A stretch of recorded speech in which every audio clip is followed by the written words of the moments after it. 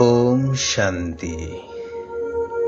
काल काल महाकाल अजन्मा अभोक्ता अशरीरी निराकार शिव पितांकर निराकारी आत्मिक संतान मानंकु हृदयर सहित ईश्वरीय शुभेच्छा जणाई आजिर प्रभु चिंतनर आलोचना को मु समस्तंकु स्वागत जनाउछि। महाभारतर कथावस्तु आमे समस्ते भल भावरे जानिछे।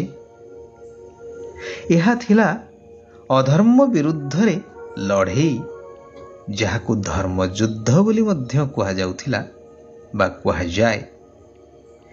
गोटिए पटे अधर्मी अन्यायी मिथ्यावादी विशाल कौरव सेना, अन्यपटे सत्यनिष्ठ नीतिवंत पांडव पांच भाई मात्र एवं साथी रे सत्यतार शक्तिर आधार सन्निवेशित थिला।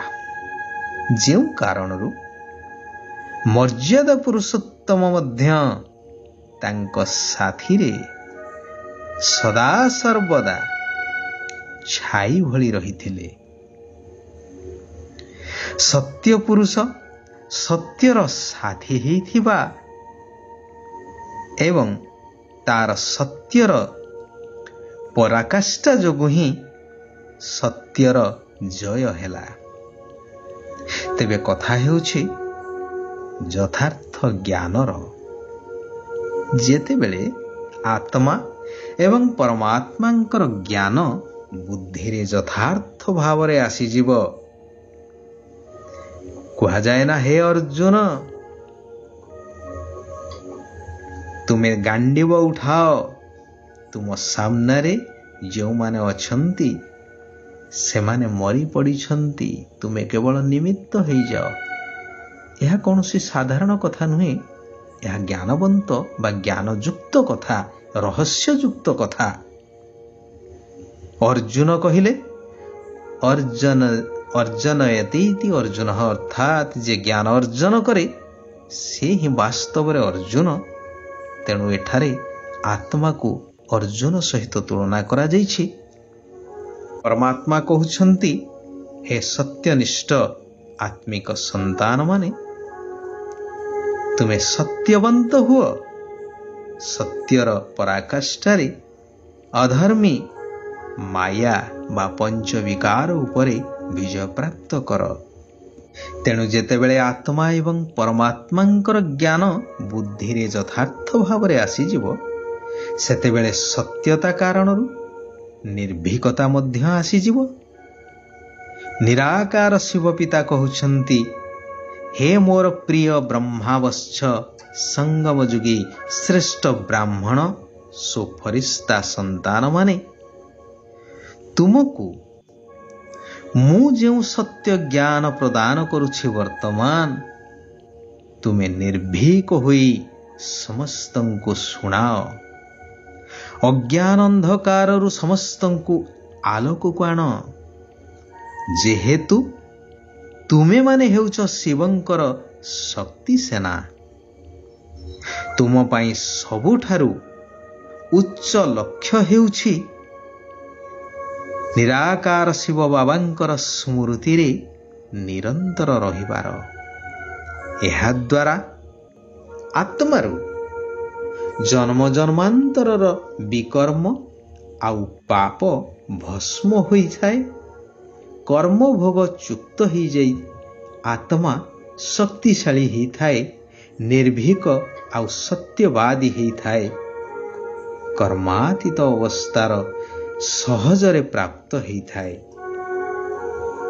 तेबे जेउ माता पितांको ठारू अपार सुख शांति मिलुछि, पिला माने कहउछंती कि बाबा आपणकर स्मृति भूली ही जाउछि।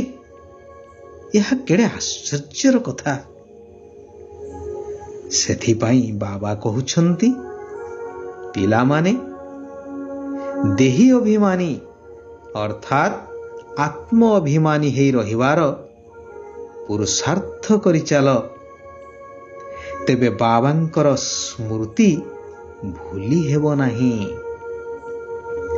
ସେଥିପାଇଁ ସକାଳୁ ସକାଳୁ ବା ଅମୃତ ବେଳାରୁ ଉଠି ଯୋଗରେ ବସିଯାଅ। ଏହା ହିଁ ହେଉଛି ପ୍ରକୃଷ୍ଟ ସମୟ, କାରଣ ଏହି ସମୟରେ ବାତାବରଣ ଶୁଦ୍ଧ ଥାଏ, ଶାନ୍ତ ଥାଏ। ଏହାଦ୍ୱାରା ଭବିଷ୍ୟ ପାଇଁ ଭଲ ରୋଜଗାର ବା ପ୍ରାରବ୍ଧ ଜମା ହେଇପାରିବ। ନିଜେ ନିଜ ସହିତ ତଥା ନିରାକାର ଆତ୍ମିକ ପିତାଙ୍କ ସହିତ କଥାବାର୍ତ୍ତା କରିବାକୁ ହେବ। ଏହି ରାଜଯୋଗ, କର୍ମଯୋଗ ନିଜେ ଶିଖିବା ସହିତ ଅନ୍ୟକୁ ମଧ୍ୟ ଶିଖେଇବାକୁ ହେବ। ରାଜଯୋଗ କହିଲେ ଭବିଷ୍ୟ ରାଜପଦ ପ୍ରାପ୍ତ ପାଇଁ ସହଜରେ ଯେଉଁ ଯୋଗ ହେଇଥାଏ, ଯାହାକୁ ଭବିଷ୍ୟ ଦୈବୀ ରାଜ୍ୟର ରାଜଧାନୀ ପ୍ରଦାନ କରିଲା ବାଲା ସ୍ୱୟଂ ଈଶ୍ୱର ପିତା ହିଁ ଶିକ୍ଷା ଦେଇଥାନ୍ତି।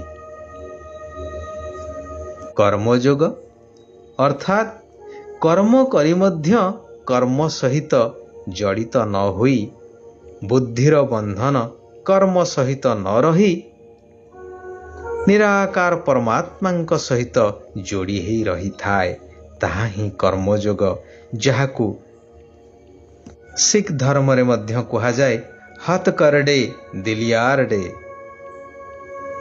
ହାତରେ କାର୍ଯ୍ୟ କର, କିନ୍ତୁ ବୁଦ୍ଧି ବା ହୃଦୟ ବାବାଙ୍କ ସହିତ, ଭଗବାନଙ୍କ ସହିତ ଲାଗି ରହୁ।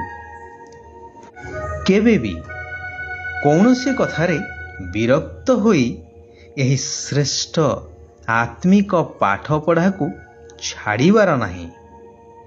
ସର୍ବୋଚ୍ଚ ବାବାଙ୍କର ସମ୍ମାନ ନିଶ୍ଚିନ୍ତ ରଖିବାକୁ ହେବ, ଯେହେତୁ ଏହି ଦୁନିଆରେ ସର୍ବଶ୍ରେଷ୍ଠ ବା ସର୍ବୋଚ୍ଚ ପଦର ଅଧିକାରୀ କରେଇବାର ମାଲିକ ହେଉଛନ୍ତି ସେହି ସର୍ବୋଚ୍ଚ ପିତା।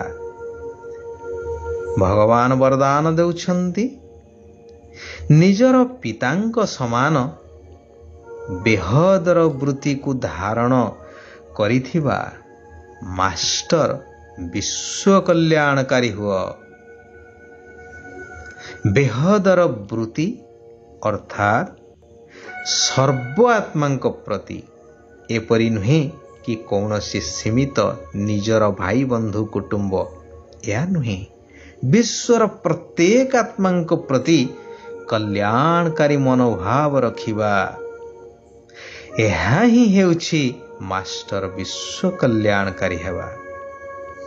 ଯେଉଁମାନେ ନିଜର ଉନ୍ନତିରେ, ନିଜର ପ୍ରାପ୍ତିରେ, ନିଜର ସନ୍ତୁଷ୍ଟତାରେ ଖୁସି ହେଇ ଚାଲୁଛନ୍ତି, ସେମାନେ ହେଲେ ସ୍ୱକଲ୍ୟାଣୀ।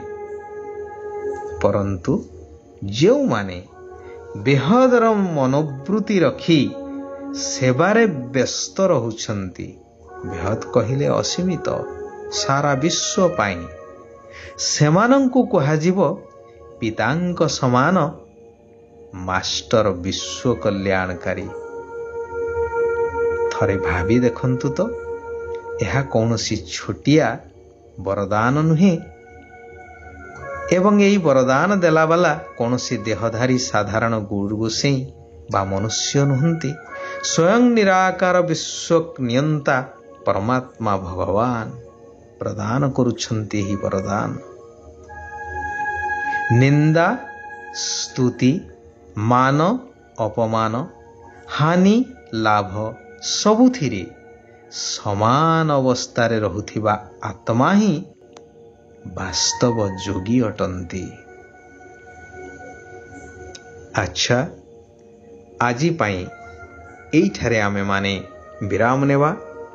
ଆସନ୍ତାକାଲି ପୁନଃ ସେହି କଲ୍ୟାଣକାରୀ ପିତାଙ୍କର ଆଉ କିଛି କଲ୍ୟାଣକାରୀ ମହାବାକ୍ୟ ଉପରେ ଆଲୋକପାତ କରିବା। ନିଜେ ପରିବର୍ତ୍ତନ ହେବା ସହିତ ସାରା ବିଶ୍ୱକୁ ପରିବର୍ତ୍ତନ କରି ଏକ ସୁନ୍ଦର ସୁସ୍ଥ ନିରୋଗୀ ଏହିଭଳି ଯାହାକୁ ସ୍ୱର୍ଗ କୁହାଯାଏ ସେହିଭଳି ଦୁନିଆରେ ପରିବର୍ତ୍ତନ କରି